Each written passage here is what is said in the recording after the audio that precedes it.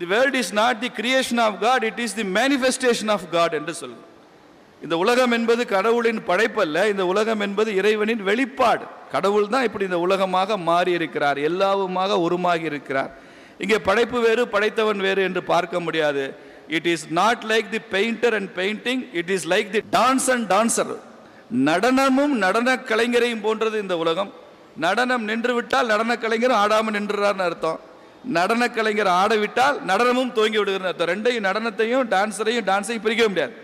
அப்படி என்னையும் கடவுளையும் பிரிக்க முடியாது என்றும் போது இதை நாம் செய்வது மிக சுலபமான ஒரு விஷயம். இறைவனோடு இறைவனாக ஐக்கியமாக எப்போதும் இருக்க வேண்டும் என்பதை இந்து ஆன்மீகம் முதல் கடமையாக சொல்கிறது. அதற்கு பெயர் பிரம்ம யஞ்ஞம் என்று பெயர், அல்லது தேவ யஞ்ஞம் என்று பெயர். ரெண்டாவது விஷயம் ரிஷி யஞ்ஞம் என்று சொல்கிறார்கள்.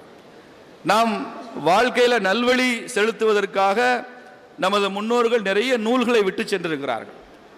அது பகவத்கீதையாக இருந்தாலும், பைபிளாக இருந்தாலும், திருக்குறானாக இருந்தாலும், ராமாயணமோ மகாபாரதமோ தேவாரம் திருவாசகமோ 4000 திவ்ய பிரபந்தமோ இது போன்ற ஆன்மீக நூல்களை விட்டு சென்றிருக்கிறார்கள் நமது முன்னோர்கள். இவற்றையெல்லாம் வாசிப்பது என்பதுதான் ரிஷிகளுக்கு நாம் செய்கிற கடமை. ரிஷிகள் நமது முன்னோர்களுக்கு செய்கிற கடமை. நீங்கள் வள்ளலாருடைய திருவருட்பா வாசிக்கும் போது, அதை மனப்பாடம் செய்யும் போது, அதை பக்தியோடு முற்றோதல் செய்யும் போது, வள்ளலாருக்கு நான் செய்ய வேண்டிய கடமையை நான் செய்து விட்டேன் என்று பொருள். அதனால இந்த ஓதாமல் ஒரு நாளும் இருக்க வேண்டாம் என்று ஔவை சொன்னாலே அதுதான் ரிஷியங்கம். ஓதாமல் ஒரு நாளும் இருக்க வேண்டாம், படிக்காமல் ஒரு நாள் இருக்க வேண்டாம்னு சொல்ல. ஓதுவது வேறு, படிப்பது வேறு. ஆன்மீக நூல்களை வாசிப்பதையே ஓதுவது என்று சொல்வார்கள். அப்படி நீங்கள் இந்துவாக இருந்தால் தேவாரம் திருவாசகம் படிங்க, 4000 திவ்ய பிரபந்தம் படிங்க.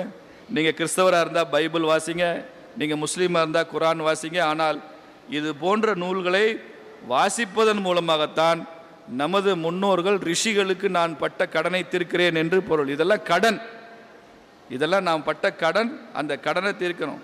10 குறள் திருக்குறளை நீங்கள் வாசித்தா நான் ஏதோ அறிவு பெறுகிறேன் என்பது மாத்திரமல்ல, திருவள்ளுவருக்கு நான் பட்ட கடனை திருப்பி செலுத்தி கொண்டிருக்கிறேன் என்பதுதான் இந்து ஆன்மீகம் பகர்கிறது.